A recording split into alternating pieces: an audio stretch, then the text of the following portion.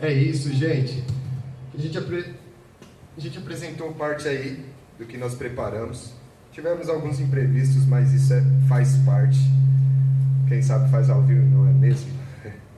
E, bom, a gente preparou também um momento de interação, além do pocket show, ritmo e poesia, música e literatura, um momento de bate-papo, de interação, sei lá, comentários, perguntas sobre a literatura em si, sobre o livro Opus, do que vocês podem ter ideia do que seja. Tem aqui a Renata, que leu o livro em primeira mão, então ela fez algumas anotações, comentários para tratar sobre, e fiquem à vontade. Após a fala dela, a gente ir fazendo esse bate-papo mesmo. Temos aqui o Danilo, ali no final, que é um dos ilustradores do livro. O livro, basicamente, é um livro em verso, mas eu apresento como um livro em verso e prosa. Tem, acho que 47 poemas, 4 contos e alguns aforismos. E, então é um livro em verso, mas também tem ali uma linguagem prosaica, um texto mais longo, para quem gosta de ler por alguns minutos. E também ilustrações. Danilo é um dos ilustradores que fez as aquarelas desse livro. Então é um livro que tem aí aquarela, realismo e também uma técnica chamada naif. O que é naif? Arte naif é uma técnica que todo mundo aqui sabe. É aquela técnica, tipo, se eu pedir para essa senhora aqui, qual é o seu nome? Clarice. Clarice, eu já sabia, gente. Clarice. Se eu pedir para ela desenhar uma casa, ela vai desenhar do modo dela. Ela talvez não use técnica nenhuma aprendida ou estudada. Ela vai desenhar uma casa. Se eu pedir para o Kaique, que está logo ali atrás, uma criança, ele vai desenhar. Pedir para a Margarete desenhar, ela vai desenhar. Isso é a chamada arte naif, que é aquele traço de letra de desenho que a gente vê que não foi usada uma técnica, mas tem ali o jeito da pessoa desenhar. Então todo mundo tem um traço, né, um jeito de desenhar. E nesse livro também tem isso, que foi a ilustradora, foi a Agnes. Ela não está presente, mas o Danilo está aí representando aí essa parte da ilustração. Também fica à vontade para comentar, enfim. Mas agora, com vocês, Renata. Bom, boa tarde. Eu fiz uma colinha aqui, porque... Quer uma cadeira? Não. Tá tranquilo. Não, tá tranquilo. Bom, primeiramente, né, eu quero agradecer o escritor Bruno Eduardo pela honra em participar do prefácio, né? Eu tive uma pequena participação aí no livro Opus, no prefácio do livro. Eu acredito muito que a literatura é uma maneira de dialogar com o outro. E o Bruno, ele traz muito isso no interno dos seus livros. A reflexão, fatores que interferem no nosso dia a dia, demonstrando entre linhas a valorização, o reconhecimento e a aceitação, tópicos que são meramente importantes aí no nosso cotidiano. O quão importante é acreditar em si, sem esperar a aceitação alheia. Uma menção que marcou muito ao ler o livro Opus foi quando ele diz que as palavras têm significados e que algumas, além de significados, carregam sentimentos. Foi um trecho muito marcante e reflexivo, onde a gente pode notar aí o poder das palavras em nossas vidas, né? Em nossas vidas. Enfim, leiam o livro, pois é um livro que te abraça e traz a realidade através da poesia. Palavras que levarão para a vida. Aproveitando essa oportunidade, eu trouxe aqui algumas perguntinhas para o autor e depois vou abrir aí para vocês estarem fazendo algumas perguntas para ele e matando algumas curiosidades aí do livro Opus. Bom, Bruno, em qual momento e o que o inspirou em escrever livros voltados para a poesia?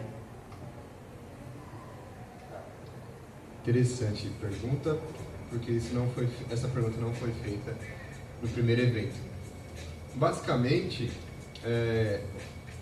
contextualizando, é algo distante às vezes, né? A gente pensar num escritor, eu me apresento normalmente como um poeta e escritor, porque antes de escrever, antes de ter livro publicado, quem convive comigo sabe dessa brincadeira com a palavra ou dessa provocação com o pensamento, com coisas assim que normalmente passa batido. Eu acho que uma das funções de um poeta é ele chamar atenção para coisas que todo mundo não chama atenção, ou que a maioria das pessoas passa batido, porque tipo, é comum, é trivial.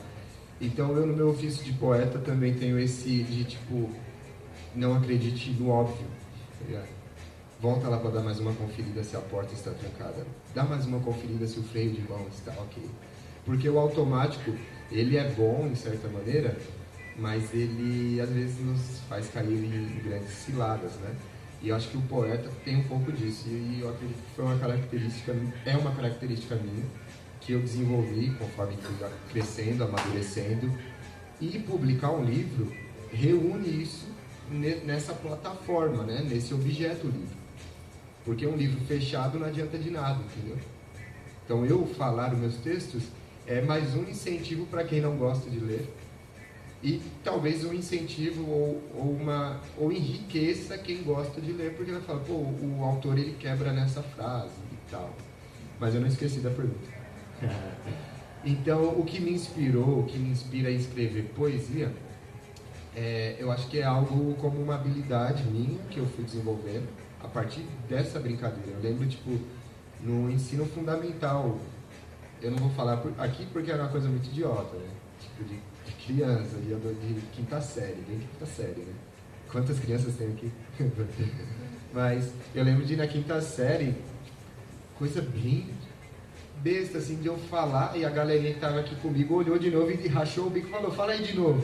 Só que eu já tinha falado, e eu não ia conseguir falar exatamente do mesmo jeito, que foi algum trocadilho, foi alguma rima, alguma coisa de uma situação da aula. E aí, tipo, sabe, é uma lembrança que eu tenho, tipo assim, porque o artista existe para as pessoas, né? O artista existe para o público. Eu me colocar como escritor, já vou entrando nesse campo de artista, né? Me posicionando artisticamente. Então, eu lembro disso, da quinta série, já foi um reconhecimento, entendeu? Aí eu precisava canalizar e organizar isso. Que tipo de artista eu gostaria de ser? Por mais que naquela época eu não pensava assim como eu penso hoje, né? Como eu formulo hoje. Mas já foi um dos sinais. E outros sinais foi, sei lá, na adolescência. Pessoas procurarem a mim, pessoas mais velhas às vezes, para trocar ideias sobre assuntos cabeçudos, assim, assuntos cabulosos, que eu tinha opinião, eu tinha um ponto de vista, e de algum jeito a pessoa se ligou e veio pedir uma opinião, e veio desabafar comigo. Aí eu, caramba, né? Antes de escrever, antes de lançar livro. Porque o poeta, eu acho que ele tem esse negócio de tipo, chamar atenção para coisas que passa batido por todo mundo, por fazer enxergar beleza em coisas mínimas, mas também por tratar de dores que às vezes é difícil tratar com qualquer pessoa, né? O poeta consegue usar as palavras como bisturi, sabe? O poeta consegue meio que ser um médico em algum momento para tratar de assuntos a partir com as palavras, né? Para que a poesia, para que a experiência poética aconteça, né? Porque poesia não está só em literatura, um quadro, uma pintura, uma dança. Às vezes um almoço em família, você tem ali aquele instante que você fala, caramba, vale a pena estar vivo, eu estou desempregado, eu estou boleto atrasado e bababá, mas que bom, eu estou aqui comendo, sei lá, macarrão com frango frito, entendeu? Aí você faz, é uma experiência, a poesia em si é uma experiência poética, de sensibilidade para a beleza da vida. E como você pode, às vezes, no meio de uma metrópole cheia de problemas, de contrastes, às vezes a gente está aqui nesse ambiente agradável, a gente sai, a gente encontra alguém morando na rua ali, pedindo, não tem onde deitar.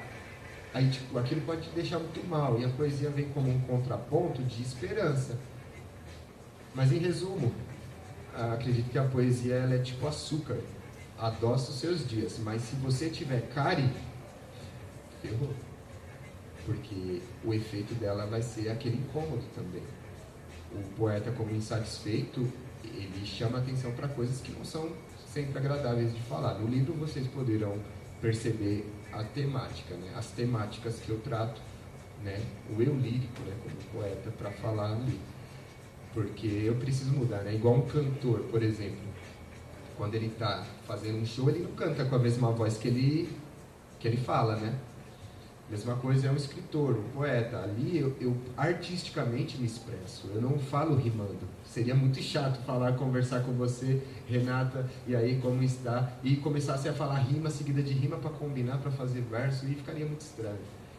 Então, eu quando comecei a me ligar nisso, que as pessoas também já reconheciam, e aí quando eu pensei, tipo, pô, o que eu vou fazer da vida? Fui trabalhar metalúrgica, trabalhei em outras áreas e hoje trabalho na educação. Mas como poeta é um trabalho que eu tenho também, justamente por causa desse talento que lá na minha infância eu identifiquei, ficou lá meio de canto, mas em algum momento eu lembrava porque primeiramente isso é bom para mim, né? É como uma arte terapia. Escrever muitas vezes é recomendado em terapia, fazer o diário, né? Para que você consiga controlar uma ansiedade e bababá. E eu como poeta, às vezes eu uso isso para algum recurso meu, né? Mas eu também uso isso a favor do próximo, de quem der atenção às minhas palavras e tal. Então, o que me inspira é como uma necessidade. Não seria inspiração, mas ao mesmo tempo é essa necessidade de falar de uma maneira diferente, de procurar. Porque eu também fico quieto em vários ambientes porque eu não tenho o que falar, ou eu não posso falar desse modo. Então a inspiração é mais também ligada à necessidade de falar, de entender, de procurar pensar. Eu sou o tipo de escritor, de poeta, que não fica talvez criando mundos paralelos. Então quem lê vai ver que é uma poesia do cotidiano, é uma poesia próxima, justamente por essa necessidade de viver bem aqui, sem ficar, quando eu for rico, quando eu morar em tal lugar, não, aqui. E a poesia é algo que desconhece classes, né? A poesia ela acaba sendo para todo mundo. Só que aí é o meu trabalho que é maior que a obra é maior que o livro, porque isso aqui às vezes tem um lugar assim, ó, de pedestal, de inalcançável, só pode ler quem é letrado, intelectual. E na verdade não. Ao ler, eu leio para alguém que talvez não saiba ler. Ao falar o texto, eu estou falando para alguém que não sabe ler. Mas também tornando acessível aquela pessoa que acha, ler é coisa de chato, é coisa de quem é intelectual, eu tenho que estudar. Não, é meio que democratizar a literatura, porque a literatura é uma arte, simplesmente. E isso não pode, claro que tem pessoas que fazem outros usos, mas a minha inspiração é tornar isso normal, igual você está ouvindo uma música no elevador. Então, tipo, na minha casa vai ter livro tranquilo, solto assim pela casa, igual qualquer outro objeto. Por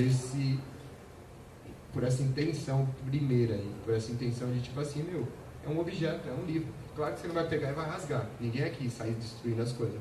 Mas se for necessário o livro ficar gasto, porque uma criança pega de qualquer jeito e lê e está aprendendo a ler, maravilha.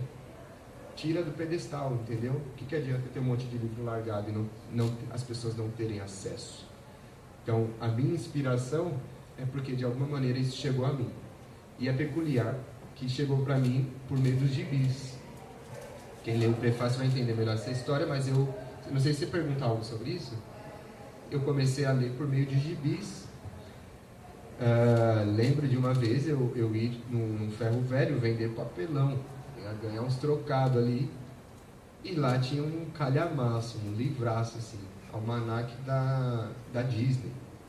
Eu peguei ali, eu pedi pro dono do reciclado lá, pode levar, beleza. Deixei secar na casa da minha avó, secou, ficou todo enrugado, eu fui descolando página e fui lendo. E eu comecei a ler por meio dos gibis, entendeu? Então, a literatura, se a gente tornar acessível, esse é o meu trabalho, minha intenção também, um pocket show, porque eu poderia fazer um outro tipo de evento onde falasse, venham, comprem, tirem, façam uma selfie e marca lá. Mas às vezes, quem estiver aqui, lógico, eu quero que comprem o livro, tá? Mas se não comprarem, só de estar num ambiente desse, com uma troca de ideia dessa, é uma contribuição, entendeu? Então eu comecei a ler de uma maneira meio inusitada, e comecei a ler por gibi. até que eu cheguei em outros tipos de leitura, e eu tenho certeza que isso influenciou meu modo de ser, meu modo como cidadão, e, enfim, falei, Respondido. Respondi, né? Valeu. Suas estrofes são baseadas em fatos reais, certo? Todos os seus textos do interno do livro, eles são de suas vivências? Não, até antecipei um pouco, acho, essa resposta, né, ao falar aqui, entre as apresentações. Não é todas da minha vivência, mas certamente são todas da minha observação sobre o que acontece comigo mesmo, ou o que acontece com alguém próximo, ou alguma notícia. Raramente eu escrevo assim, mas alguma notícia de TV que, tipo, poxa, que marca muito, ou que está muito em evidência, e que eu acho importante falar, e aí eu acabo escrevendo sobre, né? E eu acredito que a arte, toda a arte, pelo menos a minha arte, né, vai ter algum fio mínimo que seja com a realidade, né? Até para eu falar do amor, de amor, que entra no campo subjetivo, não concreto, né? Mas ao falar de amor, eu estou falando da minha perspectiva. Ali algum verso ou outro vai falar de algo que todo mundo, é comum a todo mundo. Então, eu não escrevo ficção científica no sentido de criar alienígenas, viver em outro planeta. Eu coloco no papel é ficção, mas é algo que eu vi ou alguém me contou, ou que eu senti na própria pele. Por aí. Teve algum momento marcante na pandemia para você, que você desenvolveu o texto, além do que nós vivenciamos de um modo geral? Sim, o Pandemia Ano 2, ele começa, aí vem o lado da composição, né, musical, que complementa. O Pandemia Ano 2, ele começa com, se vocês notarem novamente, é possível ouvir esse texto no YouTube, com fone fica até melhor, porque o tom, março em reclusão, abril, tom, é uma batida aqui, outra batida. Aí vai fazendo esse sentido de caminhando. E a caminhada que eu tinha naquele momento de lockdown, todo mundo, era caminhando pelos calendários. Então eu vi março em reclusão, abril, com começo de saudade, maio, reflexão, como é bom ter liberdade. Junho, e eu vou passando pelos meses. Então, a primeira parte desse texto eu fiz dentro de casa. E aí a segunda, aí não é uma mera invenção, ficção do texto, porque aconteceu mesmo. Então, a primeira parte do calendário ali era em casa. E aí passaram uns meses, acho que já tinha a primeira dose, aí deu uma flexibilizada, foi onde eu fiz uma viagem. Olhei para o céu de Minas e vi. Nesse momento eu estava em Minas mesmo, e foi onde eu concluí esse texto. Então, esse Pandemia Ano 2, ele ficou pronto mais ou menos em 8 meses, porque foi quando eu escrevi em casa, e aí depois, quando no final de ano, recesso e tal, eu fiz essa viagem para Minas e concluí esse texto. Então, teve essa observação geral. Acho que é o único texto que eu falei explicitamente assim da pandemia. Nos outros textos deve ter um resquício ou outro, porque eu não queria fazer um livro sobre pandemia, mas eu acabei relatando ali desse poema. Legal. Até mesmo porque, né, foi uma vivência de todos, né? Foi todos de todos. passaram aí por comum, esse momento. Bom, é a minha última pergunta, para depois eu abrir para o pessoal aí perguntar, curiosidades, né? Algum comentário sobre? Comentário do que vocês viram aqui hoje, né, também. Vamos lá. Já passou em sua mente escrever um livro totalmente voltado para o público infantil? Sim, é uma vontade minha. Eu quero me qualificar para isso. Nas artes, eu queria ser ilustrador, eu queria ser desenhista. Eu ficava assistindo aqueles desenhos do Cartoon Network, eu viajava. Billy Mandy, Coragem do Cão Covarde, essas coisas. E ficava, né, copiando, mas não fui para esse lado. Eu faço ainda hoje, mas por hobby, né? Até dentro da cultura hip hop ali tem a parte da escrita, de MC, não rapper, mas MC, e a parte do grafite, que é algo que eu gosto bastante e faço também. E eu penso sim em fazer um livro para criança, e para isso eu gostaria, talvez eu mesmo ilustrar, ou chamar alguém que também é pai ou mãe para poder ilustrar esse livro comigo, tendo essa mesma perspectiva de contato com criança, ou alguém que ilustre, mas também tenha contato, eu tenho um sobrinho, ou trabalho em escola, enfim, para não ficar algo só da própria observação, porque, não sei, talvez tenha alguma diferença, né? A gente ouvir falar e a gente viver aquilo. Então, eu quero ilustrar. Se eu não conseguir ilustrar, eu vou procurar alguém que tenha contato com criança, que eu acho importante, para poder fazer uma ilustração bacana. E o livro em si, inclusive, já tem um esqueleto, né?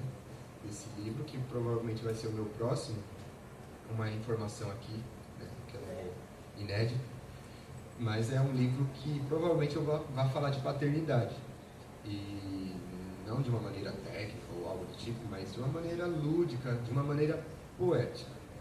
E eu vou me desafiar a escrever um livro de conto, né? Não um livro de vários poemas e tal, mas fazer um livro com uma história só, uma narrativa, começo, meio e fim, com ilustrações que pais, mães responsáveis possam ler com os filhos e tal. É o meu projeto aí para o próximo livro. Show. Alguém aí fazer uma pergunta, uma curiosidade? Nosso amigo ali. Algum comentário? Nosso amigo, vou falar um pouquinho. Também escreve, né? Também escreve. Boa tarde a todos. Boa tarde. Boa tarde. Então, você falou uma coisa aí que me ativou a memória um pouquinho. Que foi, você disse que você faz poesia, você escreve poesia e depois você escolhe uma música. Explica melhor o que é isso pra gente aí. Você faz rap, você faz a música também? Ou você pede uma música de alguém? Ou você pega uma música que já está feita? Como funciona para você isso aí? Obrigado. Curiosa a pergunta. Eu não sou músico, eu não faço. Se eu tocasse violão, talvez eu ia estar aí, em algum lugar, né? E depois passa a caixinha, né? Pedindo dinheiro. Mas eu não sou um músico, né? Mas esse negócio da música, eu acho que é comum a todo mundo, né? Todo mundo aqui ouve música, eu acredito, tem contato em algum momento da vida, né? A música é das artes mais sutis e presentes. E comigo não é diferente. E quando eu escrevo, o meu processo de escrita ele vem ritmado, né? Então é fácil às vezes encontrar um ritmo. Depois de encontrar o ritmo, eu vou procurar uma música, eu vou procurar um instrumental. Nesse caso, nesse último livro, eu já tive oportunidade de, no estúdio, o produtor musical tocar alguns instrumentos, teclado, violão, para criar algo ali comigo e a gente gravar. E também, aí já é um caminho mais difícil, é de procurar na internet músicas que eu acho que casem com o texto. Porque aí eu não vou mexer na estrutura do texto para combinar com a música, porque às vezes eu mexendo na estrutura do texto, vai acontecer igual o editor. Vai ficar sem sentido o texto e vai falar, pô, o que é isso? Então, esse processo para mim é meio que montar um quebra-cabeça, entre aspas, porque eu penso e depois eu vou procurar. Se tiver algum músico trabalhando em parceria, aí é onde eu consigo criar junto e o músico também tem liberdade para fazer e a gente vai ajustando. E é curioso, né? Eu encaro o poema em si como poema mesmo, né? Poesia, eu acho que ela já é mais livre. Eu acho que o poema em si é a forma, é a literatura, é as letras. A poesia, poxa, tipo aqui, ó. Vocês não estão vendo letras, mas aqui o papel é o oxigênio e a tinta é a minha própria voz. E o ouvido de vocês é o olho que faz a leitura. Entenderam ou não? É mais ou menos isso. Acho que a poesia em si, ela não... É essa experiência que eu tenho e eu tento capturar com as palavras. Tá? Tentar colocar uma forma que seja mediadora, que seja provocadora de uma experiência poética para quem lê. E aí eu acho que se o poeta consegue fazer isso de alguma forma com o público, vai ter diversos públicos, mas quem lê e conseguir falar, caramba, me liguei à brincadeira aqui, tal. E talvez a pessoa com as próprias experiências, ela vai dar significado para aquela palavra.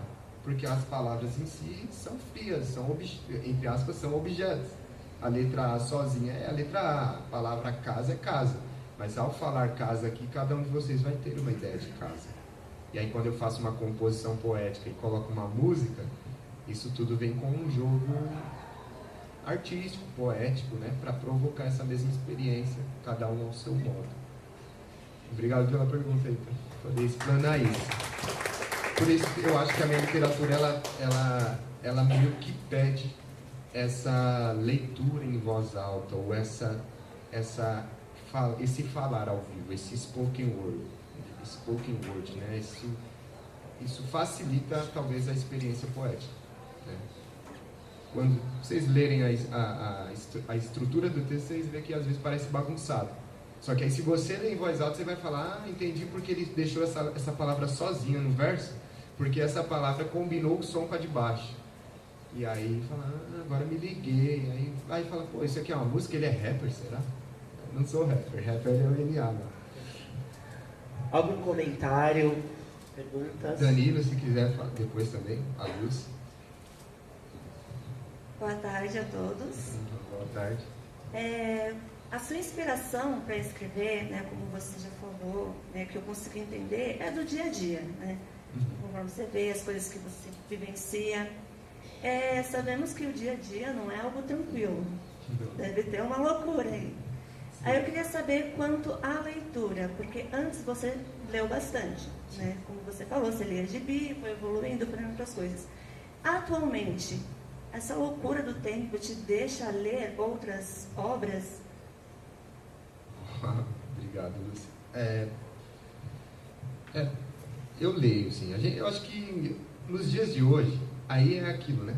Do poeta, da função provocador de um poeta. Todo mundo lê. Até quem fala, eu não gosto de ler. Se você abre o Facebook e está lendo um textão, é leitura. Se você abre o Instagram e está lendo uma legenda, é leitura. Vocês olhando aqui para mim agora é uma leitura. São níveis de leitura. Mas falando da leitura literária, de livros e tal, é até o que eu falo no Pandemia Ano 2. Normalmente leio pouco, mas seleciono muito. Porque assim, não que eu saiba de tudo, longe de mim, a arrogância de né? Mas eu acho que com a prática, eu também no exercício de me conhecer, eu sei o que eu gosto, o que me interessa. Então eu não saio lendo tudo desembestado, assim, sabe? Porque eu já sei mais ou menos o estilo de escrita que eu gosto, os tipos de assunto eu também tenho meus preferidos. Só que assunto é sempre bom, né? Assuntos diferentes para expandir, para conhecer mais e tal. Então assunto eu ainda sou tipo de ler de muita coisa. Mas já o estilo de leitura eu seleciono. Aí eu faço a minha pilha e vou lendo com o tempo. Porque realmente a rotina e tal, essa sensação nossa de que o tempo passa mais rápido, é muita ocupação. Então imagina ter um monte de livro para ler também. Aí a vida social fica como?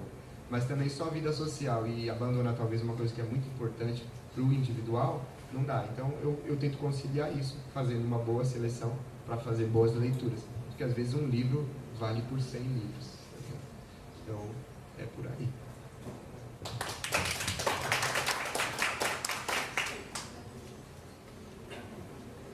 Opa, boa tarde, Bruno. Bom dia, Danilo. Boa tarde. Eu fui um dos privilegiados de ter em primeira mão o livro para poder fazer as ilustrações, e uma coisa que me deixou bem intrigado, assim, uma novidade que apareceu para mim foi o aforismo. Você pode dar uma explicação assim a mais sobre o uso na poesia? Da hora. Posso? E, pô, que pergunta interessante. Essa pergunta não foi feita no primeiro evento e eu acho que passa um pouco batido por simplesmente colocar o aforismo como uma frase solta. Por algum tempo eu também falava, tem algumas frases soltas. No Feto a Feto tem vários aforismos, mas eu coloquei mais como, é uma frase solta, é uma frase que eu não desenvolvi um texto. Porque o meu processo de escrita, às vezes eu vou só colecionando ideias, né? frases, versos, até que eu componho e desenvolvo, ou eu junto vários pedaços, tipo um Frankenstein. Mas o aforismo em si, tem alguns que está ali pronto, então eu nem mexo. E o que é o aforismo? Em outras palavras, é uma frase de efeito, uma frase de impacto. Aforismo é uma máxima, é uma sentença reduzida, tipo um pensamento amplo que você reduz em um parágrafo ou em uma frase. E aforismo, esse termo eu acho que vem da filosofia, né? Existem vários poetas que, tipo, aquelas frases de efeito são aforismos, porque às vezes de uma frasezinha o filósofo, né? Vamos falar, o filósofo, ele vai lá de uma frasezinha fazer todo um discurso, todo, né, uma explanação. Eu, como poeta, também nesse trato com as palavras, com as frases, consigo, em alguns casos, colocar um pensamento amplo em uma frasezinha. Então é aquilo, se você lê uma vez, interessante, legalzinho, leio difícil, mas beleza. Lê de novo, agora eu entendi mais um pouco. Aí você mesmo vai, tipo a cebola, você mesmo vai tirando todas as camadas. E quando você vê de um negócio que era isso, você fez um textão na sua cabeça, uma ideia toda desenrolou na sua própria interpretação. Então o aforismo é essa ideia de sintetizar em pequenas frases ou parágrafos ou estrofes, né? Não chega a ser estrofe nem parágrafo, porque ele sozinho está pronto. E ele sozinho vai cumprir o papel de provocar, de fazer viajar. Tipo aquele que você ilustrou, né? Pode comentar dele? Lembra dele? Aqui, gente, na lateral a gente tem os originais, depois podem ver e tal. E quer comentar um pouco? O Danilo, ele ilustrou um aforismo, o futuro mora no sonho. O futuro mora no sonho. Bom, que frase é essa? Pensa mais um pouco, tenta explicar, tenta entender e tenta falar sobre. Aí você vai desenrolando essa ideia, que o futuro mora no sonho. O que é futuro? O que é sonho? Entendeu? Porque o que eu estou falando aqui já está no passado. Agora, já passou, de novo. Já são segundos atrás. Então é essa ideia de tempo e tal. O futuro mora no sonho. Aí o Danilo ilustrou com uma ilustração de uma sonda e tal. Tem toda uma ideia ali que compõe essa ideia, né? Ampla, espaço, tá ligado? Enfim. Mais alguém? Alguém mais?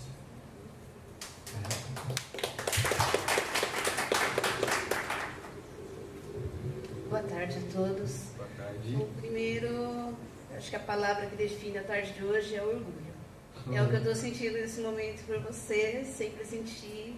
E assim, desde a apresentação do Teta Afeto, que foi lá em casa, me lembro bem daquela tarde. Eu acho que o Benedito sua fã, já era sua fã, desde a época da faculdade, né? E agora mais ainda, ansiosa para ler Opus. Legal. Já li e reli Feto a Feto. Eu quero te dizer o seguinte, que venham mais rimas, mais versos, para alegrar aqueles que te seguem, aqueles que torçam por você, que venham mais e mais seguidores e que o sucesso seja sempre uma constante na sua vida. Eu sei que tem intempéries aí que ocorrem, isso faz parte de todo o processo, mas você é um vencedor e eu tenho muito orgulho de você.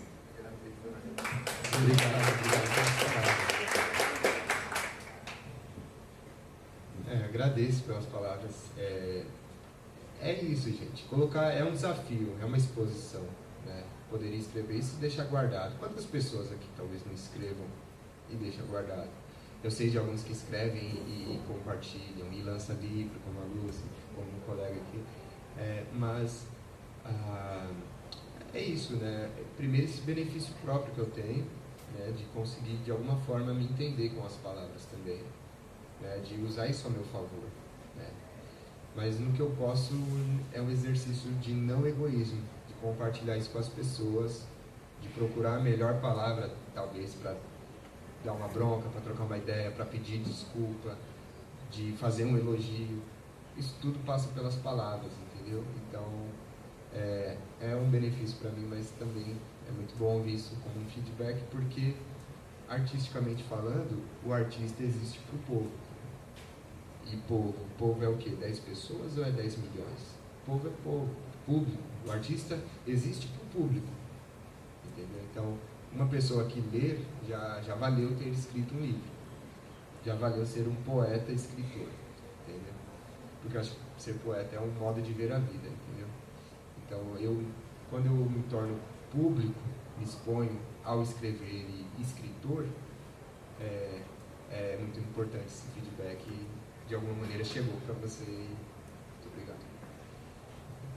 É isso. Eu queria fazer uma pergunta. A gente vive num tempo que é tudo muito instantâneo, né? E na arte que eu faço, isso refletiu de uma forma assim, porque, por exemplo, vinil, CD, mixtape, no caso do rap, né? E o tempo da música foi diminuindo, e hoje são singles e playlists, né? Nem se fala mais em disco, né? Nem se fala mais em... Assim, se fala, mas não... Eu queria saber, resumindo aqui, como isso reflete na sua arte, né? Essa instantaneidade, por exemplo, né? As pessoas não têm paciência para textão, por exemplo, nas redes sociais. Você vai se expressar ali, você tem que ser o mais objetivo possível, né? Eu senti, né? Isso pesou na arte que eu faço. Queria saber como isso reflete na arte que você faz, no livro, enfim. Olha, Elias, pela pergunta. Isso reflete de uma maneira um exercício de entender o nosso tempo, né? Porque eu tenho que entender como eu quero que o texto chegue para as pessoas, de algum modo. E ao fazer um textão, tipo, as pessoas não têm tempo, uma correria, né? Correria, tô na correria. E aí, como tá? Tô na correria. Tô bem, mas tô na correria. Se a gente pega a palavra correria e vai ver o que é correria, significa andar, movimentação desordenada. Você fala, pô, poeta, lógico, gente. Eu, como Bruno, CPF, pessoa ali e tal, eu não posso levar tudo ao pé da letra, mas artisticamente falando, eu faço essa provocação. Vocês estão na correria mesmo? Se correria significa esse movimento, movimentação desordenada, vocês estão na correria? Por que vocês estão na correria? A vida vai passar para todo mundo. Se você ficar na correria, talvez você chegue numa idade tal que você fala, pô, estive na correria, mas nunca andei, nunca caminhei nos meus objetivos. Sempre estive na correria. Mas, de novo, não podemos levar ao pé da letra, mas como poeta eu me proponho essa provocação que serve para mim também, como pessoa. E pensar a minha arte hoje, como chega, o que influencia esse tempo instantâneo, não é à toa que o Instagram deve ter esse nome, né? Instantâneo, Instagram. Passa o dedo, várias postagens por segundo, por minuto. Isso nos educa de alguma forma. A ansiedade é algo presente nos dias de hoje, por quê? Né? Porque as pessoas não têm esse tempo de apreciação. Então, ao entrar nesse ritmo de redes sociais, tudo vai ficando muito rápido. Então, a maneira que as pessoas consomem a arte mudou. Então, a música que antes era no vinil, a qualidade de som de um vinil é diferente. Então, você coloca no MP3 hoje, o MP3 já é um formato de música que aperta a música. Então, aquela banda que tocava, quando você coloca no MP3, o MP3 vai tirar a flauta de fundo, vai tirar aquele outro instrumento que talvez não apareça tanto. E aí já muda a qualidade da música. E aí vem toda a consequência de qualidade do que se consome. E na escrita não é diferente. Lógico que o que eu escrevo já favorece. São textos curtos, em verso. Não escrevo romances de 700 páginas. Mas a maneira que eu apresento isso pode interferir se a pessoa vai querer ler o restante ou não, né? Tipo, quantas pessoas reservam tempo para vir assistir um lançamento? Às vezes a pessoa fala, manda o seu livro lá por Sedex, por correio, eu leio, já era. Ou quando você postar, eu leio. Só que a diferença de como se recebe isso é diferente. É a mesma coisa. Você comer um miojo, de comer um macarrão e de comer um outro tipo de comida, é diferente. O preparo é diferente, a digestão é diferente, a nutrição. E aí fazendo até link com a resposta anterior. Tipo, selecionar muito tem a ver com querer ler coisas boas, que agreguem, porque ler por ler não adianta, né? A arte ela vai de encontro a essa outra fome que todo mundo tem, porque é uma fome simbólica, uma fome de significado, de sentido na vida, né? E a arte, ela alimenta a alma. Dependendo da arte que a gente consome, a gente alimenta a alma com coisa podre, né? Isso vai reverberar nos nossos pensamentos, nas nossas atitudes, nos nossos sentimentos. Então, eu penso, sim, como eu vou apresentar isso para que seja interessante, mas sem abandonar a qualidade que eu quero que tenha, né, os meus textos. E falar os meus textos, gravar vídeo é uma adequação para esse tempo, né? Se isso fosse há 10, 20 anos atrás, um escritor não faria vídeos assim, porque não existiam essas coisas. Então eu tento usar esses recursos de uma maneira que eu não me perca também. Porque imagine eu querendo fazer textão para lacrar em rede social. Ou imagine eu querendo fazer poema de 2 versos. Imagine eu querer viver só de aforismos. Porque o pessoal não tem tempo para ler. Tem que ser só legenda de foto, tem que ser texto curto, porque todo mundo está correria. Mas aí é aquilo. Aí é aquilo, né? Uma identidade. A gente sabe que uma identidade não se forma do nada, né? Não é carimbada ali, pronto, tem uma identidade. Ela tem um tempo de maturação. Artisticamente eu tenho a minha identidade. Artisticamente eu tenho o meu posicionamento como artista. Então tem coisas que talvez eu não consiga acompanhar porque eu não vou negar a minha identidade artística. E esses tempos são desafiadores, sim, até porque eu não sou uma pessoa famosa. Não vendo milhões de livros. Tem coisas que dá muito mais like do que o que eu escrevo, o modo que eu escrevo. Só que eu estou em busca de likes ou em busca de encontros assim, de trocas de ideias que fazem valer a vida. Né? Faz valer o sábado, entendeu? Faz valer. É isso. Mais alguém? Alguém mais? Eu aqui. Sim. Conta um pouquinho pra gente. Foi o processo de criação da capa do livro? Sim, essa capa, Opus, né? Foi trabalhoso porque, primeiro, como eu falei, né? Esse meu querer ilustrar, desenhar, não é diferente na capa. Eu fiz a capa, esbocei a capa e mostrei pro editor.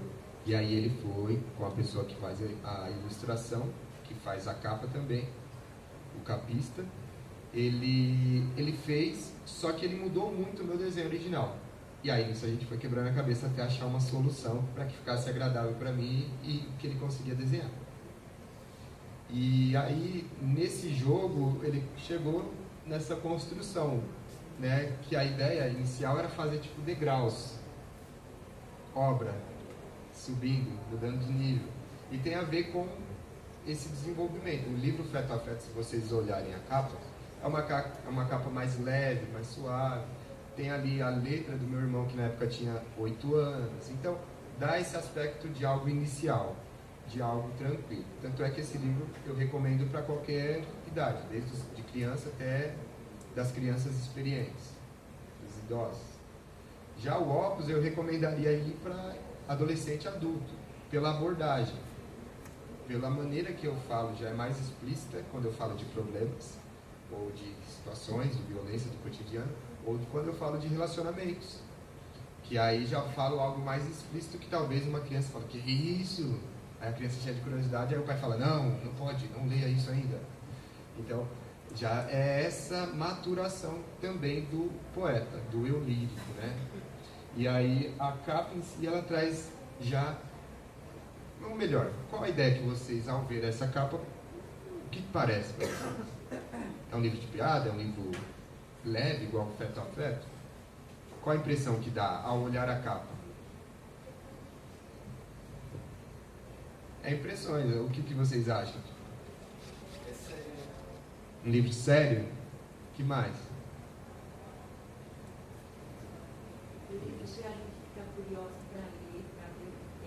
Um livro que fica curioso. Se a gente reparar de perto, aqui e tal, ele faz, lembra, né? São 4 colunas horizontais, 4 colunas verticais. Lembra talvez aquele jogo aquele quadrado, cubo mágico, né? De montar. Então tudo isso a gente foi discutindo e chegamos nessa capa. né? Porque essa ideia de construção, de encaixe, de obra, né? A palavra opus tem sentido musical, mas tem sentido de obra, de composição. E aí, um poema concreto, teve gente que falou, essa capa é um poema concreto. Não é exatamente um poema concreto, que é só a palavra opus mesmo, mas é esse jogo. E as cores também, né? Eu gosto da cor laranja, inicialmente tinha pensado na cor laranja combinado com preto, combinado com azul marinho, e aí a gente foi experimentando. A capa azul marinho com preto ia ficar bem estranho, sei lá, ia ficar parecendo uma embalagem de qualquer produto aí. E eu também não queria fazer uma capa tipo essas capas que a gente vê muito batida. Você fala, pô, isso é capa de livro. Então, se vocês olham isso daqui, você talvez possa pensar que não é uma capa de livro. Sem cortar o opus, sei lá, pelo menos a impressão que eu tenho. Porque tem livro que você vê, é uma letra diferentona, com um rosto de fundo, é um livro de poema. Aí coloca uma pena dentro de um tinteiro, né, de um potinho de tinta, você fala, é um livro de poema. Então, eu quis fugir um pouco desse óbvio, e essas cores e essa composição foi isso. Foi o que a gente chegou para apresentar o opus. É um livro sério, mas, como disse, qual a importância do brincar? Acho que alguém realmente sério já brincou muito e talvez ainda brinque, porque tem momento para tudo, né? Então, o livro opus, no que se propõe a ser sério, ele é sério. No que se propõe a brincar, ele brinca. E aí, ao ler, vocês vão perceber. Eu diria que é um livro maduro, né? Um livro mais maduro em relação ao primeiro. Esse é o segundo. E o terceiro, saberemos. É isso. Obrigado, gente. Tem mais alguma comentário, pergunta, curiosidade? Qual foi o texto do que você escreveu que você gostou mais do livro? Olha, boa pergunta. Eu não tenho, para falar a verdade, o texto que eu mais gostei. Mas tem aqueles que acabam ficando mais na memória, mais frescos, justamente porque eu já fiz pensando em falar. Então eu fico falando às vezes, né? Então eu fico declamando em casa ou em algum evento. Então fica sempre ali. Eu acho que cada um ao seu modo. Mas eu não tenho um preferido em si. Eu tenho, sim, um grupo que está sempre, tipo os titulares. Entendeu? Eu tenho ali a minha seleção. E tem os reservas. Que em algum momento o reserva pode virar titular e é isso. Bom. Valeu. É isso, acho que concluímos. Se não tem mais nenhuma pergunta ou comentário, eu agradeço a atenção de todos até o momento. Fiquem à vontade para dar uma folheada no livro, mais à vontade ainda para comprar o livro. Eu não sou vendedor, vocês já perceberam. Mas estamos aí, fim de ano, amigo secreto, presente. Quem sabe seja interessante levar um presente para uma criança ler, incentive a leitura, ou o opus para um adolescente ou adulto ler. Tem ali os originais, tem o autor daquele livro também, se quiser conversar sobre. E é isso, fiquem à vontade, muito obrigado e até o próximo.